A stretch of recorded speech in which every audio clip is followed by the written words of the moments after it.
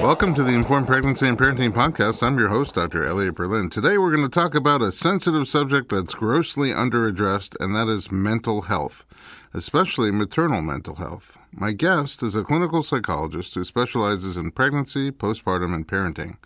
She's the creator of the AfterBirth Plan workshop, a program that prepares couples for what to expect after their baby is born. She's a mother to 4 incredible kids, and she is my significantly better half. Dr. Alyssa Berlin, welcome to the podcast. Hi, hon. How's it going? It's going pretty good. Great dinner tonight, baby. That was amazing. Good, thank you. I know you pulled it together at the last second. Welcome to all right. COVID. Let's talk about psychology and mental health. That's your passion. It's what you've been doing for a really long time. You know, look, we met, a long time ago in summer camp, and you were already interested in psychology then. Mm-hmm. What gave you such a strong interest in psychology? You know, I think it felt like almost a foregone conclusion. It just seemed like a role that naturally found me in terms of I was always that person that, friends would come to talk about what was bothering them, parents, siblings. It just seemed like I was the point person. So actually pursued psychology because, like I said, it just felt like it found me. And it wasn't until I started doing my training that I realized how deeply connected I really was to it. Yeah, also our kids, they always go to you, not me. I'm going to keep working on that. So I go to you. Everybody goes to you. When did you shift over to maternal mental health? When did that become a big part of your plan? I think my story is not unique. I think as we were having our kids and, here we are, we live in LA with no family. Why very little with no family? We had nobody. That, after that first child, you say, gosh, there's got to be more out there than just, sink or swim. And so, after baby number 2 was born, because that was probably the first time that I felt like I can come up for air and kind of actually think about getting something else done, I grabbed Sherry, our birth doula, and I dragged her to Colorado with me and did some extra training and discovered that there was a whole beautiful world that was starting to come together, aimed at postpartum and perinatal mental health.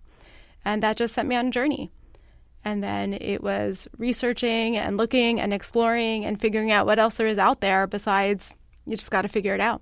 I mean, I think it's fair to say that mental health is underaddressed in our country. I think there's a lot of stigma about mental health. You can have pretty much anything wrong with you physically and people feel bad for you. And then as soon as you have something wrong emotionally or psychologically... the question is, why? What's wrong? What do you think you did to cause yourself to be depressed? Right, like it's your fault. Yeah. And also there's maybe a fear around it. Like, I don't want to be around you. I don't trust you. You're weird. You're different. Or it's catchy, right? Oh, I'll get it. Yeah. And, truthfully, I see in my side of the practice, I see a lot of people who struggle with just generalized anxiety, not necessarily around the pregnancy. That maybe gets worse during the pregnancy. A lot of fear, sometimes negative feelings, sadness or depression. And because you can't see it and you can't touch it, it's harder to imagine what it's like to have it than, let's say, somebody who has an injury on their leg or some another disease that you can sort of see and relate to. And so you just sometimes, because it seems imaginary, you just want to shut it off for them, like a little light switch, but it clearly doesn't work that way.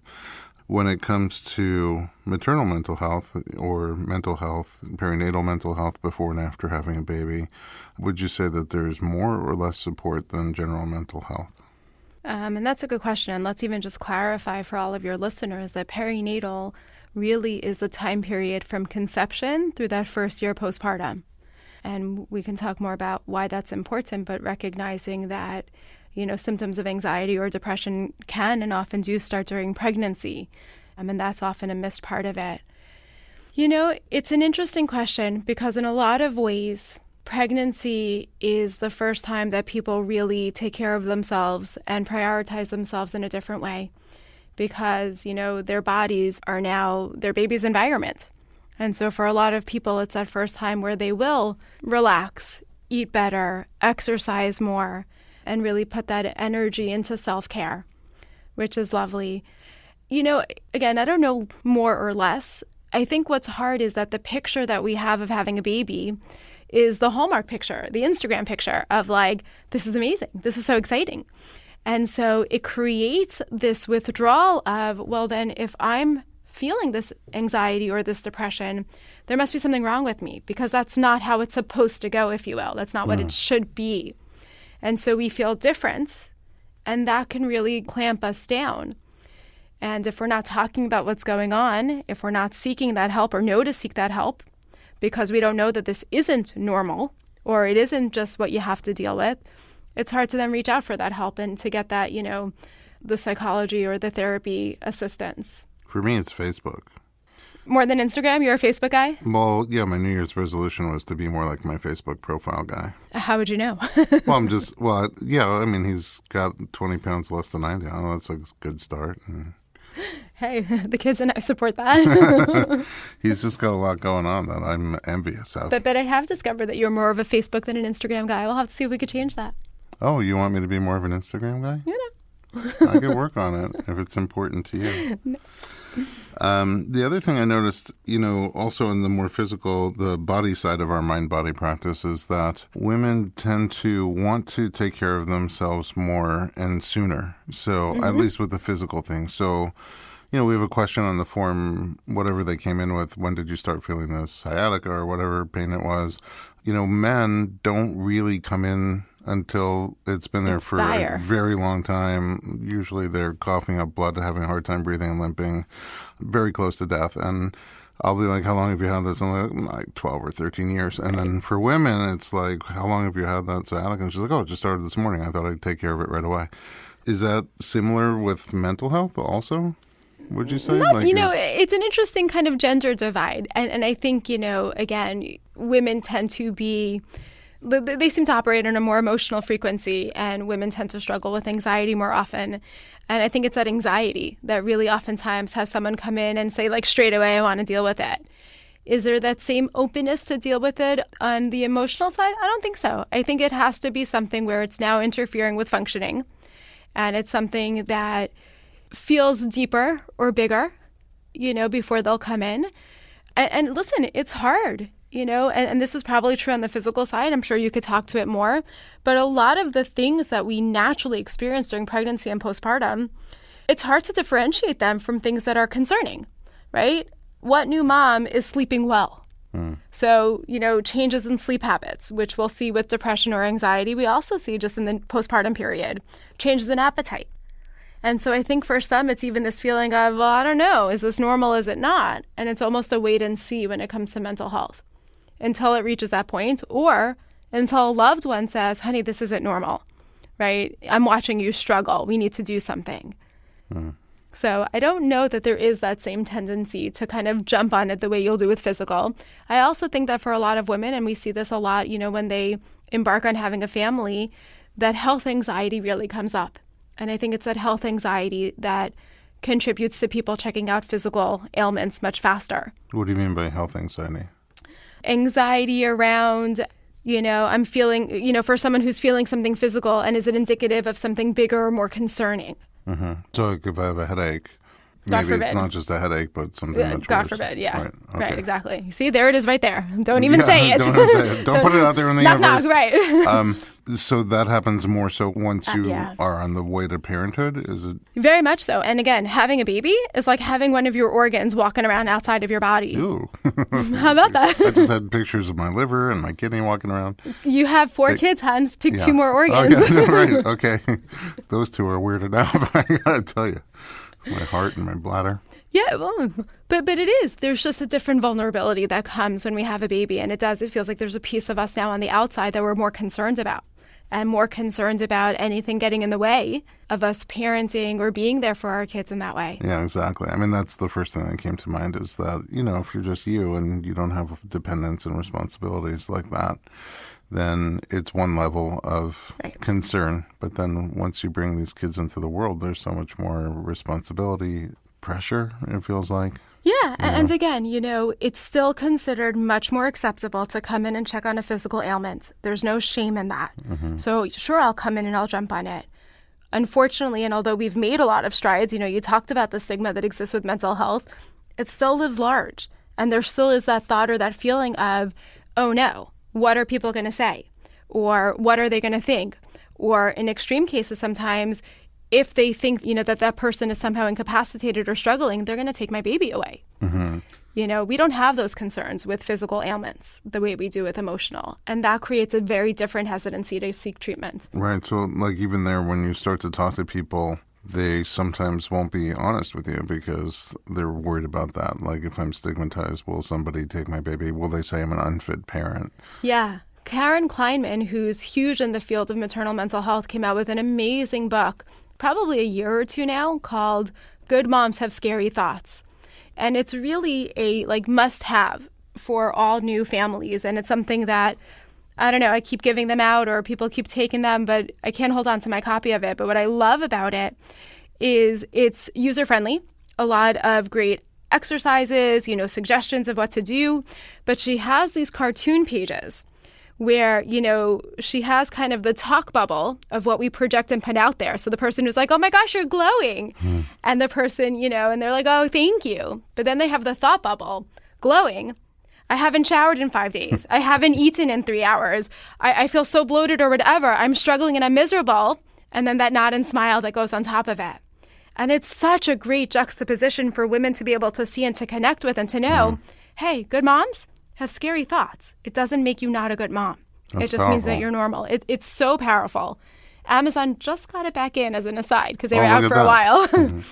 A little plug there. A little plug there. You know what? It is a worthwhile resource to have. Amazing.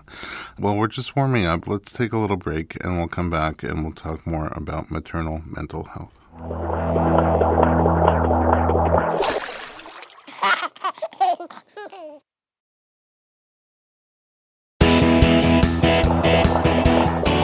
Welcome back to the Informed Pregnancy Podcast. We are talking to Dr. Alyssa Berlin about maternal mental health. This doesn't count as date night, by the way. Dang it.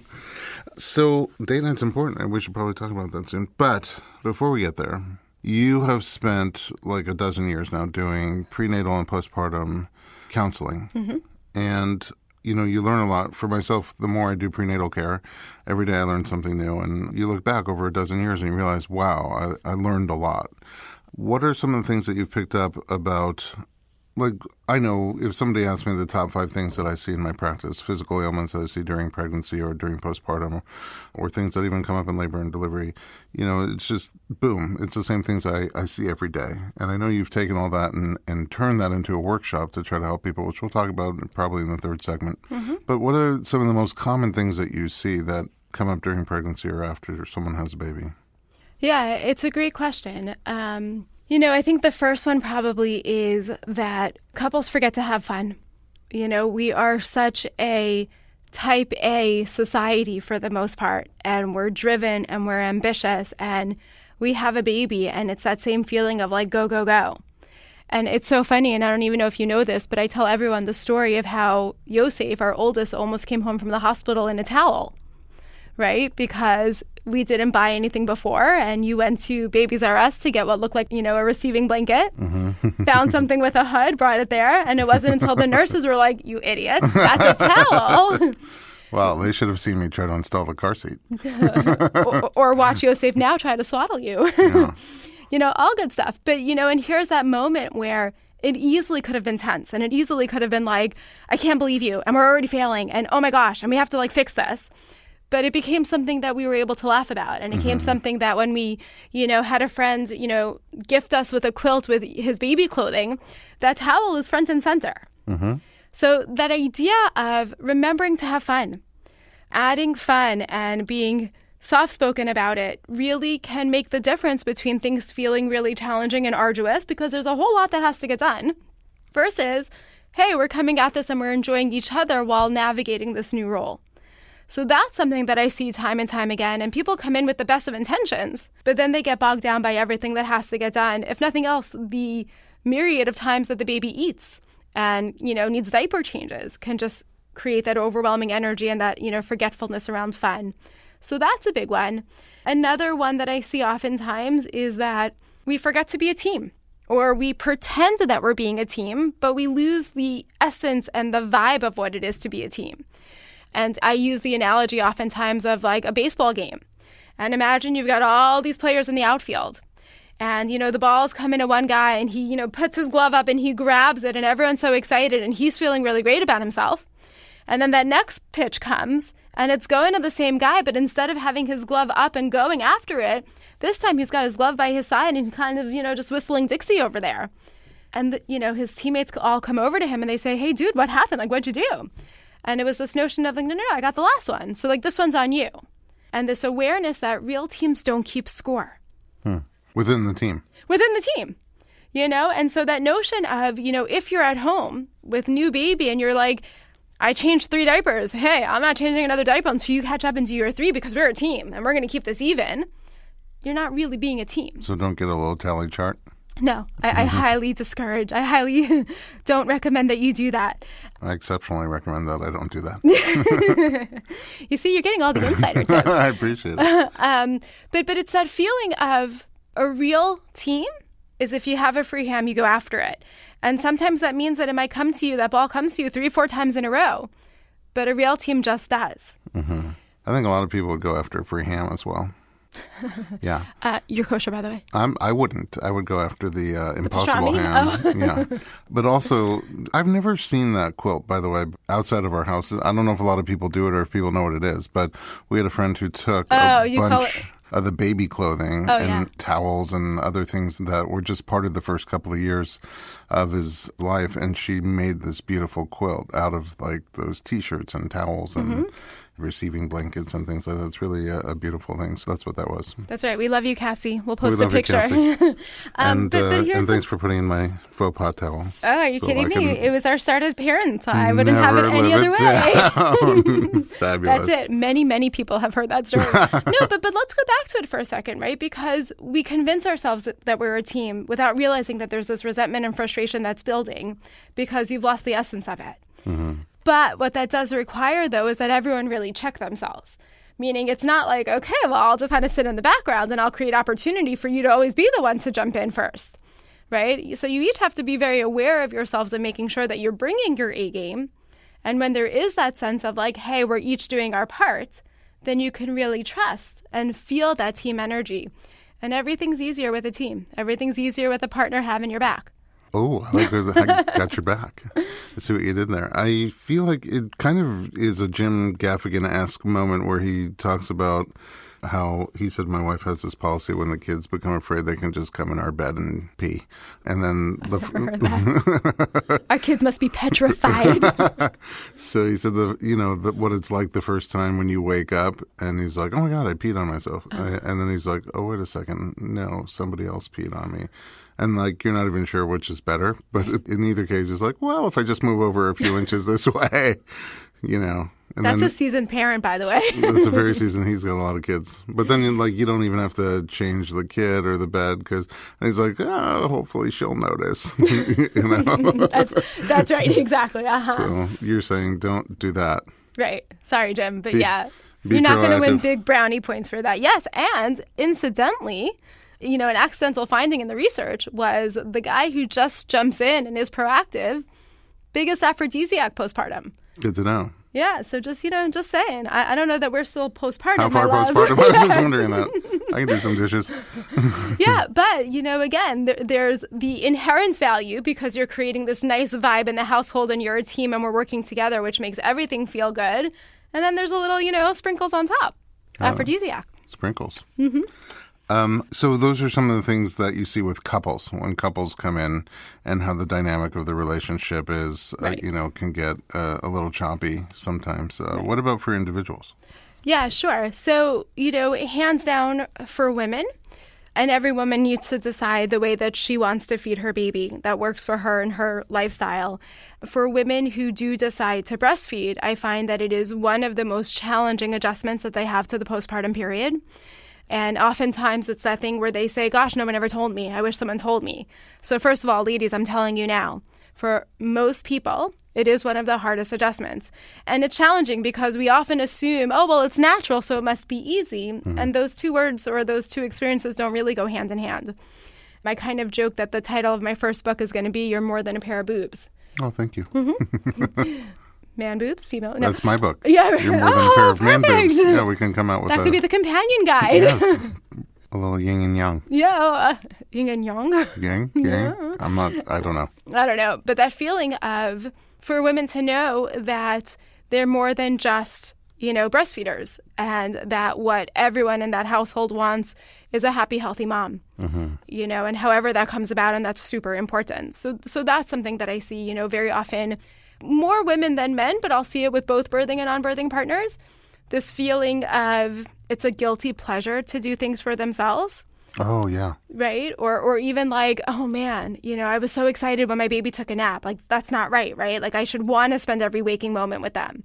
And it's like, I'm yet to meet the mom that doesn't take a little bit of a sigh of relief when baby takes a nap and you can, maybe sit for 5 minutes. Yeah, catch your breath, have a relaxation moment. Right. And do you remember with Yosef, we called them yaps. They were Yosef naps Yosef because naps. he would take like these 10-minute, 20-minute naps, Yeah, and you're like, are you kidding me? Right? He was like the quickest charger on the planet. Oh, yeah.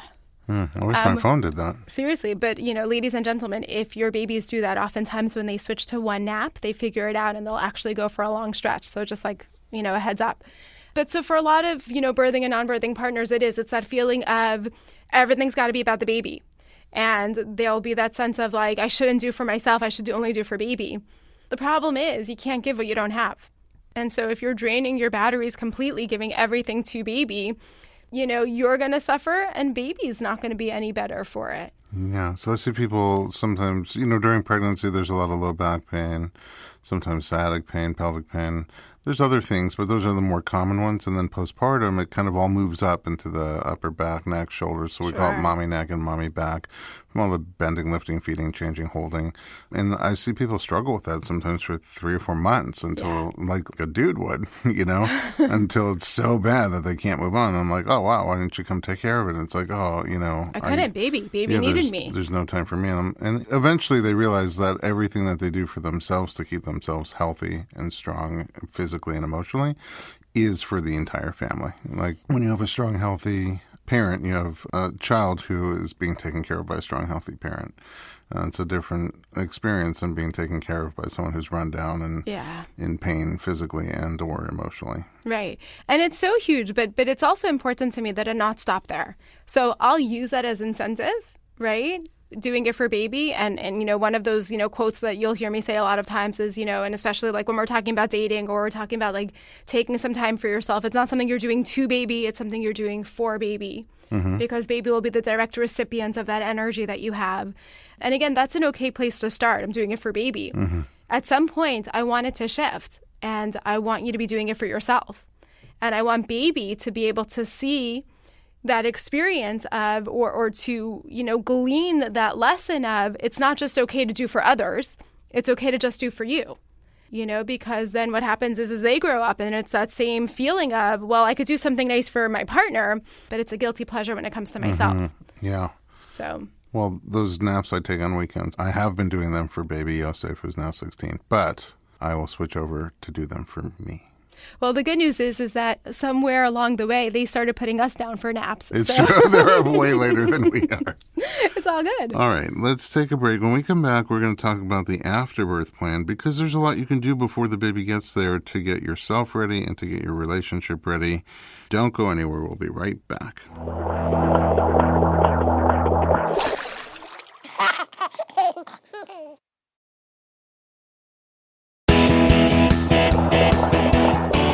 Welcome back to the Informed Pregnancy Podcast. We are talking to Honey Bunny, my wife, Dr. Alyssa Berlin.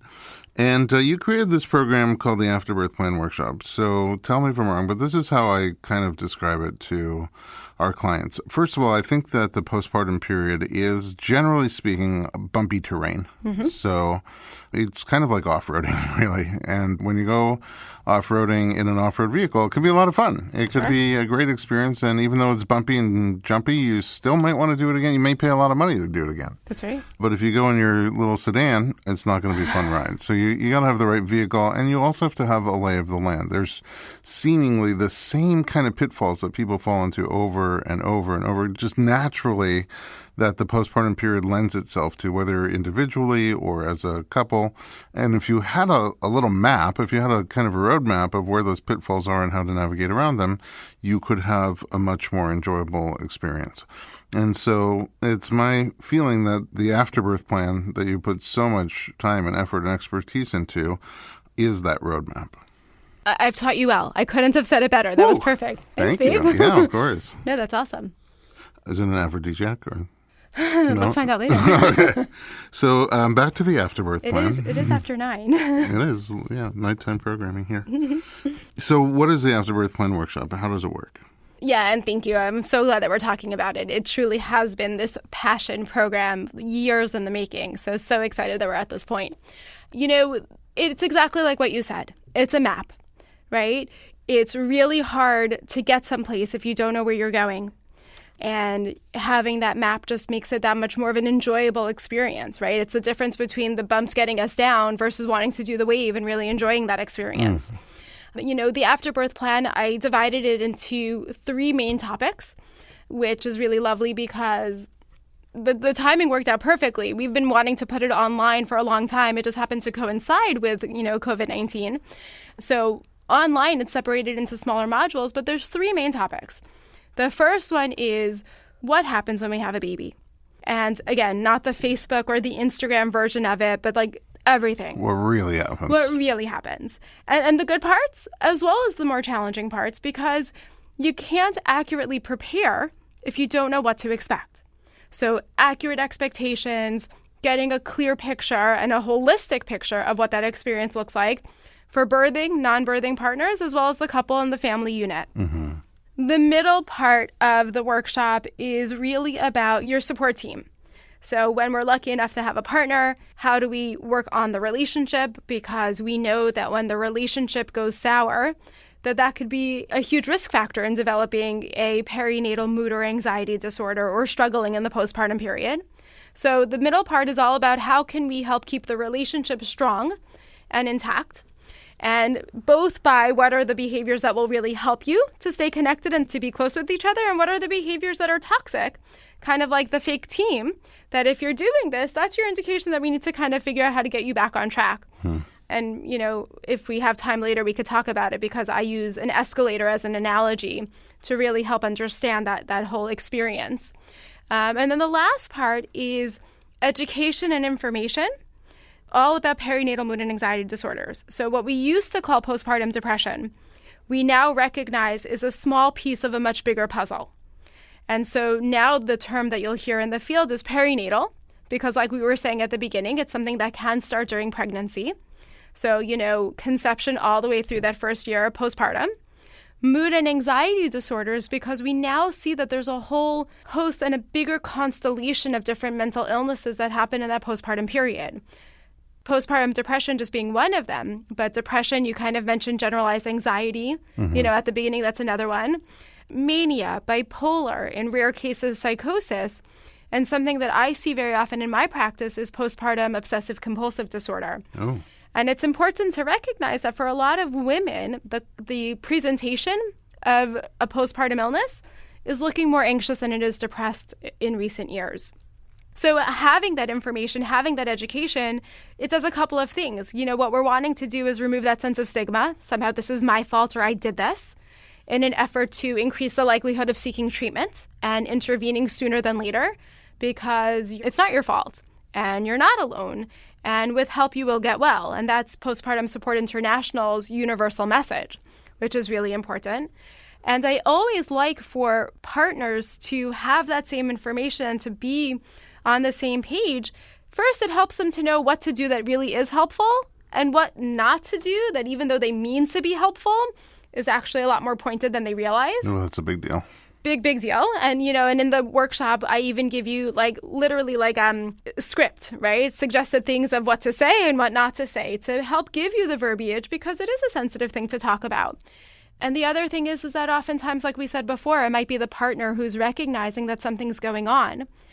But what's so hard is oftentimes, and without that education, we almost don't know what to ask and we don't know what to look for.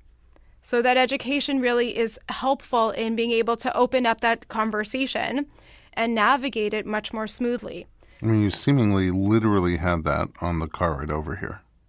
What? Where a partner called you. Yes. And he's like, the things that are happening, like several months postpartum, the things that are happening with my wife are just, she's clearly having some kind of episode that's right. not her normal self. Right. And he was reaching out for help and was able to get some help. And, without having those resources or somebody to reach out to, that could have turned into a really bad situation. Yeah, and that's why I really like for couples to do the workshop or, for individuals to do the workshop during the second trimester. I don't want you waiting until after you have a baby, right? It's kind of like you don't wait for a fire to be blazing to be like, oh, I should have had an escape route, or I should have figured out how I'm going to navigate this. Mm-hmm. It's important to have that established beforehand because my passion is in prevention. And if I can help prevent you from stepping into it before you step out of it, then that's what I really want. I want to help you step over it or sidestep it without having to experience it. And therein lies a big difficulty because generally I think the way we operate is if I don't have a problem, I'm not going to put resources into a solution.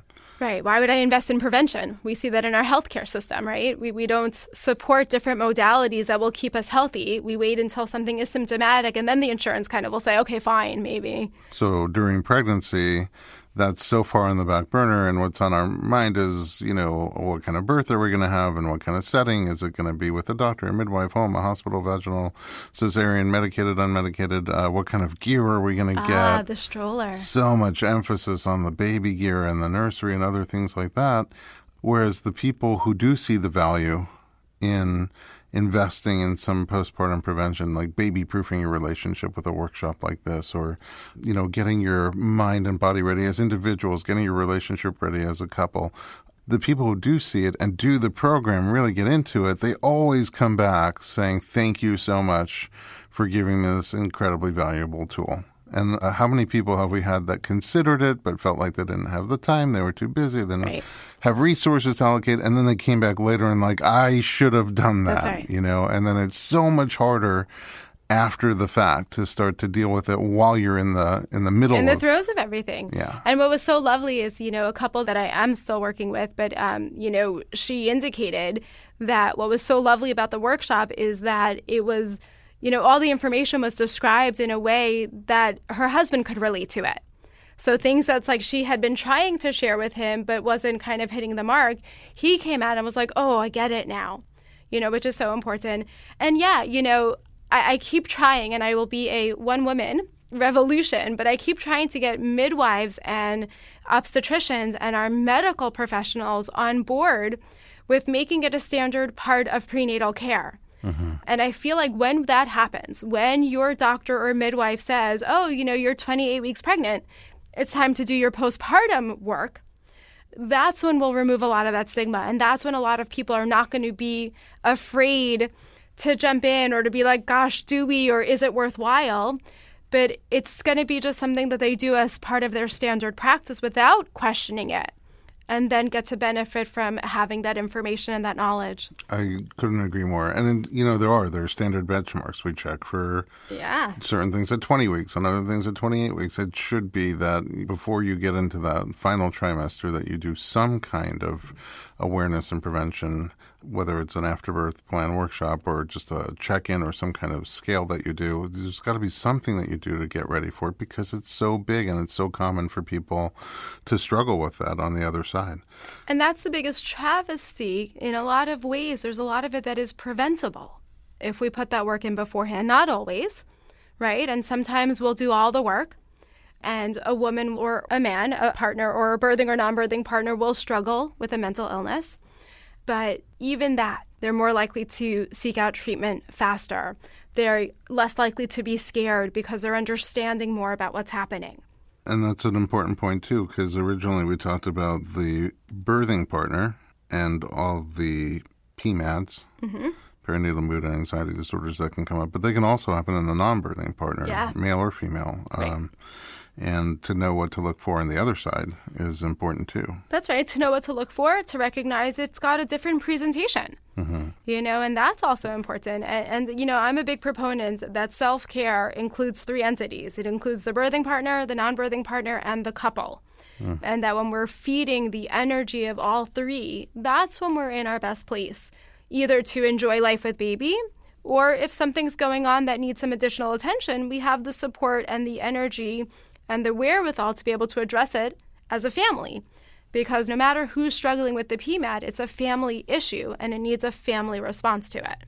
The AfterBirth Plan, you do it in different formats. So you used to do live group workshops. Right now, Back in the day. in this moment of pandemic, we don't do that anymore. But people can still do it live with you online, either just privately via webcam or in a group. And then also you have the at your own pace version of it that you mentioned earlier, where it's several modules, bite-sized modules that you can do at your own pace and comfortable time frame. And I think you said second trimester is one of the best times to do it. 28 weeks. Yeah, second trimester is the best, right? You're hopefully past the nausea and sleepiness and discomfort of that first trimester. Second trimester is usually that time where you're like, oh, I feel like myself and I'm pregnant. And there's more energy to devote to these things. And then third trimester becomes much more about preparing for birth, which, is important. The other thing is that I want you doing it second trimester because I want you starting to practice these things. I want all of the different tools and techniques that we talk about to be second nature when you go into having a baby. Because otherwise, stress hits and we revert back to what we know. And oftentimes, that's our less functional coping mechanisms. But if you've been practicing this for months and you've now incorporated it into your relationship, it's much easier to draw on. And I am a big proponent. I don't want the things that we talk about to just be like theoretical and nice ideas. I want them to be things that you leave the workshop and you can implement into your relationship from day one. Right. So I've couples who've told me that after doing the workshop, the birth experience was a more meaningful experience because of the way they were communicating with each other and understanding each other on a deeper level. So it's not even only about the afterbirth plan. No, and I've had a lot of people, I recently had someone reach out. Their son is, I believe, 8 and says, we still use, all the information because it's mainly like it has that big relationship component and it's, relationships across the board. Lately, what I'm finding in general, as you were talking about the different, ways that you could do the workshop, what I've been finding to be like the winning combo is for people to do the workshop online through Teachable and then follow up with individual coaching sessions because it's just a wonderful, blending or marrying of the two where now you've got the information and you've got this, frame of reference. And then we can come in and we can talk about it and we can clarify and we can do whatever we need to apply it to your individual situation. Right, much more personalized to your situation, your relationship. Yeah, so that's been a really winning combo right now. Well, thanks for sharing all this beautiful information with me and with our audience. The AfterBirth Plan is online. You can find all this information online at theafterbirthplan.com. And to get in touch with you, people can go to drberlin.com, doctorberlin.com, and there's your page with a contact form. And then on social media, where do we find you? Well, on Instagram, it's Dr. Alyssa D. Berlin, and on Facebook, it's Alyssa Berlin. See, I guess I'm more of an Instagram girl. I see you are, and I see you're dragging me in that direction. That's okay. I can be more visual. Thanks again for joining me, and also at home, thanks for listening to the Informed Pregnancy Podcast. If you like our program, share us with your friends. Leave us some feedback in your podcast app. It is important to us. We do read and react to it, and many of the topics that we have done and that we're in the works for right now have been suggested by you. We read every single email and comment. So we look forward to hearing from you. On Instagram, it's Dr. Berlin, DoctorBerlin, or, see, Instagram, baby. Yeah, there you go. Or online at informedpregnancy.com.